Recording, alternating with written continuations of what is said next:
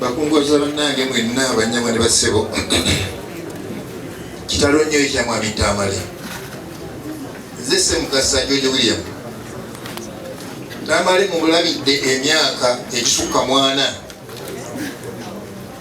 Namanya Tamale mu mwaka gwa 84 nga tuyita olupapula lw'amawulire baluyita Munnansi. Abantu abakulu wano mwalumanya nga lupapula lwa Democratic Party. Tamale atandiikiriza amawulire n'atusiikana mu Munnansi. Naye ngenda kuyita mu bufunze. Mu mwaka gwa 85 nga bawamba gavumenti ya Lutwa, nali neebase ku buli lumu ne Tamale nga tuli Kabaale. Twatugenze ne Dr. Ssemwogerere mu kiseera ekyo DPRS waiting emyaka 3 kasooka ebeerawo. Tuba tuli e Kabaale ne mmuleka mu buliri ne ngenda tulabe twagenda okukola laale nga batugambye Katale batugobyeyo batusindize ku kisaawe. Bandi ku kisaawe nyenza okulaba otandika okutereeza wano nali ne driver Ssemwogerere bamuyita Nkapere.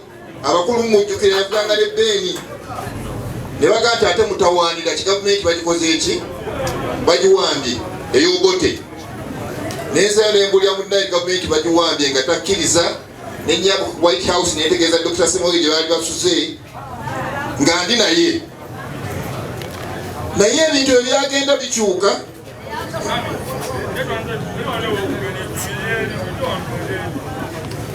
Ne tutambula naye mu kiseera ekyo olupapula lwa munno olupapula lwa Katuliki baali baluwera. Gavumenti y'Obote bwegwa ne baluzaawo. Omugenzi Anthony Ssekweyama nga ye maneja waalwo. Abantu abasooka okuluddamu okugenda otutambuza yali Tamale mirundi. Nga muvubuka muto ne waliwo ekigambo kimu kyenzijukira. Olumu nali nyingira mu ofiisi ya Mwami Ssekweyama nga Tamale afuluma. Mwami Ssekweyama bwe nayingira n'agamba, mukwano gwoyo nkere mu nsi muno bw'ataabeere bulungi nnyo ajja kuba musajja muzibu nnyo. Era mwenna abadde bamanyi Tamale obulamu bwe bwonna adde musajja atategeerekeka gwe bayita controversial. Naye nze lwe mbadde nkiraba nga njukira ebigambo bya Anthony Ssekweyama nga ye ekigambo bw'akiraba bw'akirabye bw'akyogera. Oba gwe bw'oyagala oba toyagala nga bw'akyogera. Naye kyemumanyiko mu bulamu nnyo abadde apologetic. Nga bw'omunene ku kyayogedde tekyandibadde kituufu nakkiriza si kituufu nga siri kiddamu era Tamale takikola ki nga tekiddamu. Ebyo nga mbimaze njagala mwenna abali wano mubeeko kye muyigira kufa kwa Tamale. Naddala abakungu ba gavumenti muba mukyaliwo. Nze olwaleero okulembedde ttiimu eya Democratic Party mu constituency eno kubanga omukyala Tamale nange twali ba DP bali waidi. Munnange n'agenda mu movement nze nesiga mu Democratic Party ne mukyala waffe n'asiga mu Democratic Party. Temuwuliranga olutalo mu nnyumba eno twawo movement n'owa DP awaka bakola ki balwana. Ono kansala ku tikiti ya Democratic Party nze nakisayininga. Tuba tunoonya akalulu ka DP naye si DP ere yagenda mu gavumenti ffe twali ku DP ere olowoozanga opposition. Jamuntegere bulungi. Ffe tulowooza tuli ba DP eri ku ki opposition.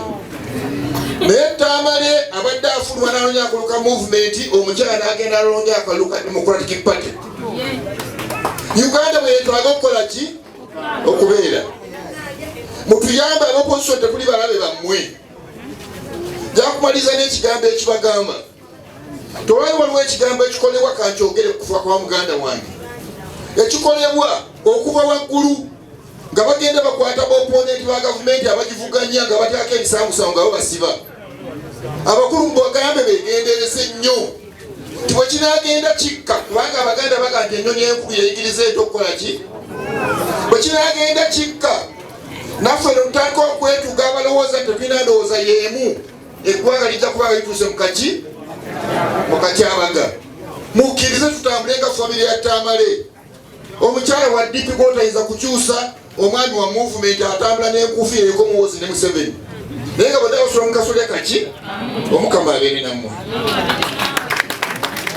Webale nnyo Mukama wange, bigambo by'oyogedde birungi nnyo ebizimba.